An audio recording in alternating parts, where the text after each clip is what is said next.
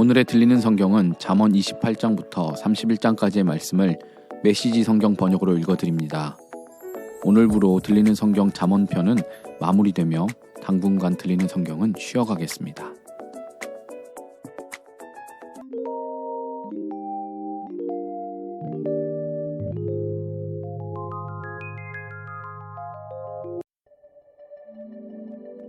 잠언 28장.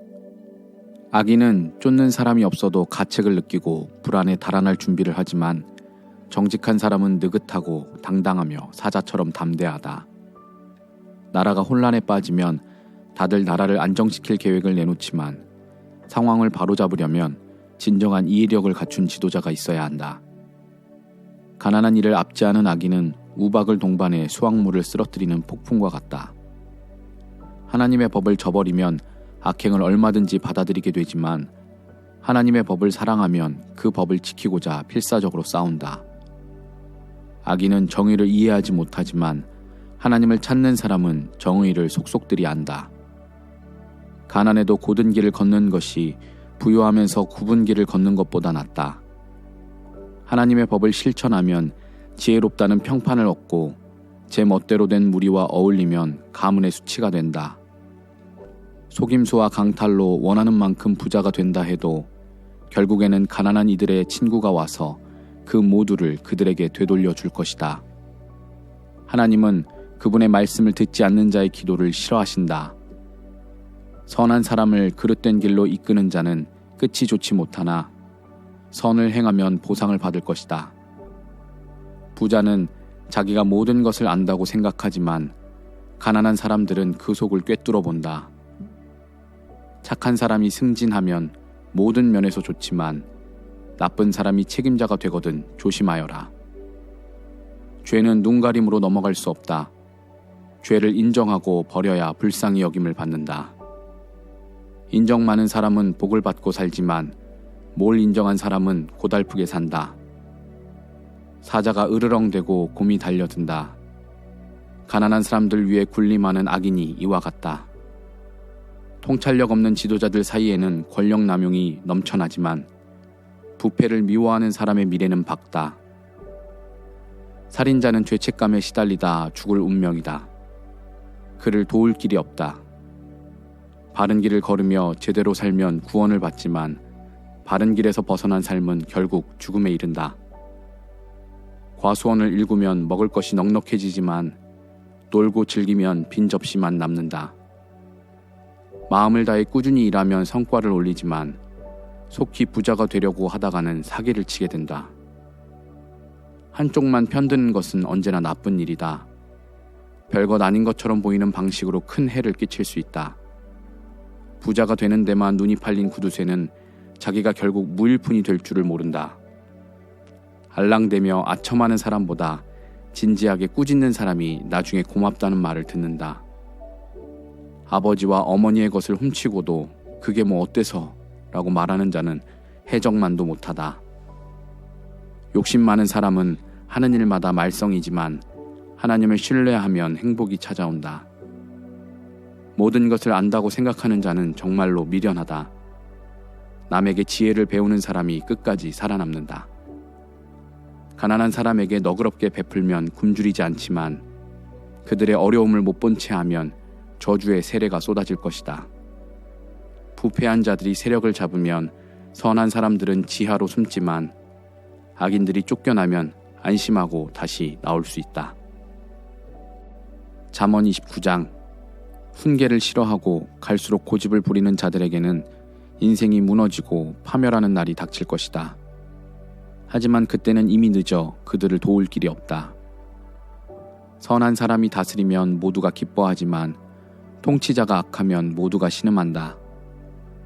지혜를 사랑하면 부모를 기쁘게 하지만 창녀와 눈이 맞아 달아나면 부모의 신뢰를 저버리게 된다. 건전한 판단력을 갖춘 지도자는 안정을 제공하지만 착취하는 지도자가 지나간 자리에는 폐허만 남는다. 아첨하는 이웃은 못된 일을 꾀한다. 아마도 너를 이용할 계략을 꾸미고 있을 것이다. 악한 사람은 자신이 파놓은 함정에 빠지고 선한 사람은 다른 길로 달아나 위험에서 벗어난 것을 기뻐한다. 인정 많은 사람은 가난한 사람의 처지를 알지만 못 인정한 사람은 전혀 모른다. 빈정거리는 자들은 도시를 온통 들쑤셔 놓지만 현인들은 모든 이들의 마음을 달랜다. 미련한 자와 꼬인 문제를 해결하려는 현인은 그 수고로 인해 조롱과 비아냥거림을 듣는다.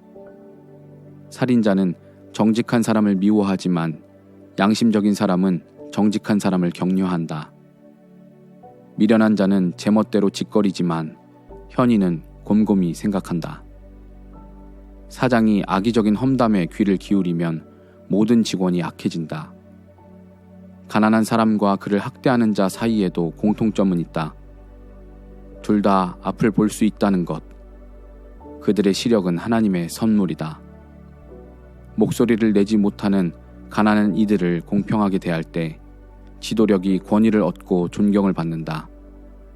현명한 훈계는 지혜를 주지만 버릇없이 자란 사춘기 청년은 부모를 난처하게 만든다. 타락한 자들이 권력을 잡으면 범죄가 활개를 치지만 결국에는 의인이 그들의 몰락을 지켜보게 된다. 자녀들을 훈계하여라. 그들과 같이 사는 것이 기쁜 일이 될 것이기 때문이다. 훈계로 자녀를 키운 것을 흐뭇하게 여기게 될 것이다. 하나님이 행하시는 일을 보지 못하는 백성은 서로 뒤엉켜 고꾸라지고 말지만 하나님의 계시에 주목하는 백성은 큰 복을 받는다. 일꾼들이 규칙을 지키게 하려면 말만으로는 안 된다. 그들은 한 귀로 듣고 한 귀로 흘려버리기 때문이다. 생각 없이 말하는 자들을 보라. 바보라도 그들보다는 사정이 나을 것이다. 사람들이 너를 하찮게 여기도록 하면 나중에는 아예 없는 사람 취급할 것이다. 화를 잘 내는 자는 갖가지 불화를 일으키고 무절제한 자는 말썽을 일으킨다. 교만하면 꼴사납게 고꾸라지고 겸손하면 존경을 받는다. 무법자와 친구가 되는 것은 자기 자신과 원수가 되는 일이다. 법정에서 피해자들의 호소에 귀를 막는 겁쟁이가 된다면 그들이 울부짖으며 토해내는 저주가 내게도 쏟아질 것이다. 사람의 평가를 두려워하면 옴짝달싹 못하게 되지만 하나님을 신뢰하면 그 길에서 벗어날 수 있다. 다들 지도자의 도움을 받으려 하지만 우리에게 정의를 베푸실 분은 하나님뿐이다. 선한 사람은 계획적인 악행을 참지 못하지만 악한 사람은 빼어난 선행을 견디지 못한다. 잠언 30장. 회의론자가 선언했다. 하나님은 없어. 없다고. 내가 원하는 것이면 난 무엇이든 할 수 있어. 나는 사람보다는 짐승에 가깝지. 인간의 지성 따위와는 거리가 멀어. 나는 지혜의 낙제점을 받았다. 거룩한 신이 있다는 증거가 보이지 않는다. 누가 그의 모습을 본 적 있는가? 누군가 하늘로 올라가 세상을 장악하던가? 그가 바람을 제어하던가? 땅에 내릴 비를 양동이에 모으던가? 땅끝까지 소유권 표시를 하던가? 그의 이름을 말해다오. 그 아들들의 이름을 알려다오. 자, 어서 말해다오. 믿는 자가 대답했다. 하나님의 약속은 모두 참되고 당신께로 달려가 도움을 구하는 모든 이들을 지켜주신다. 그러니 그분의 생각을 어림짐작하지 마라. 그분이 너를 꾸짖으시고 내 거짓말을 드러내실 것이다. 그런 다음 그는 이렇게 기도했다. 하나님, 제가 죽기 전에 2가지를 간구하오니 물리치지 마십시오. 제 입술에서 거짓말을 쫓아내시고 제 앞에서 거짓말쟁이들을 쫓아내 주십시오. 더도 덜도 말고 생활에 필요한 만큼의 양식을 주십시오. 제가 너무 배부르면 제 힘으로 그렇게 된 줄 알고서 하나님? 누가 그분이 필요하대? 하고 말할 것입니다. 또한 제가 가난하면 도둑질을 하여 하나님의 이름을 욕되게 할까 두렵습니다. 직장 동료들을 뒤에서 헐뜯지 마라. 그들은 내가 음흉한 사람이라고 비난할 테고 그 말은 사실이 될 것이다. 아버지를 저주하지 말고 어머니를 축복하기를 게을리하지 마라. 몇 주 동안 목욕을 안 했다면 자기 모습이 봐줄만 할 것이라고 생각하지 마라. 잘난 체 하지 말고 남보다 낫다고 생각하지 마라. 무자비하고 잔인한 늑대처럼 탐욕을 부리지 마라. 그들은 가난한 이들에게 달려들어 마음껏 뜯어먹고 빈곤한 이들을 갈갈이 찢어서 내버린다. 거머리에게 쌍둥이 딸이 있으니 그 이름은 저와 더저이다. 세상에는 만족을 모르는 것이 셋, 아니 충분합니다, 감사합니다 하고 말하는 법이 없는 것이 넷 있다. 지옥, 아기 못 낳는 태, 바싹 마른 땅, 산불. 아버지를 멸시하고 어머니를 업심여기는 눈은 야생 독수리가 뽑아내고 새끼 독수리가 먹어버린다. 놀라운 것이 셋, 아니 내가 이해할 수 없는 것이 넷 있다. 독수리가 하늘 높이 나는 법, 뱀이 바위 위를 기어다니는 법, 배가 바다를 항해하는 법, 사춘기 청소년이 멋대로 구는 이유. 매춘부가 일하는 방식도 이해할 수 없기는 마찬가지다. 손님과 잠자리를 같이 하고 나서 목욕을 하고는 이렇게 묻는다. 다음 차례는 누구? 세상이 도저히 감당할 수 없는 것이 셋. 세상의 기초를 뒤흔드는 것이 넷 있다. 수위가 사장이 되는 것, 미련한 자가 부자가 되는 것, 창녀가 올해의 여성으로 뽑히는 것, 애인이 정숙한 아내의 자리를 대신하는 것. 작으면서도 너무나 지혜로운 생물이 넷 있다. 연약하지만 겨울을 나기 위해 먹이를 모아들이는 개미, 힘은 없지만 바위에 든든한 집을 마련하는 다람쥐, 우두머리 없는 곤충이지만 군대처럼 들판을 쑥대밭으로 만드는 메뚜기, 붙잡기 쉽지만 경비대의 삼엄한 경계를 뚫고 왕궁을 몰래 드나드는 도마뱀. 위험 있고 고귀한 것이 셋, 행동거지가 인상 깊은 것이 넷 있다. 어떤 것 앞에서도 물러서지 않는 백수의 왕 사자, 당당하고 의젓하게 걷는 수탉, 순념소, 위풍당당한 행렬 속에 있는 국가 원수.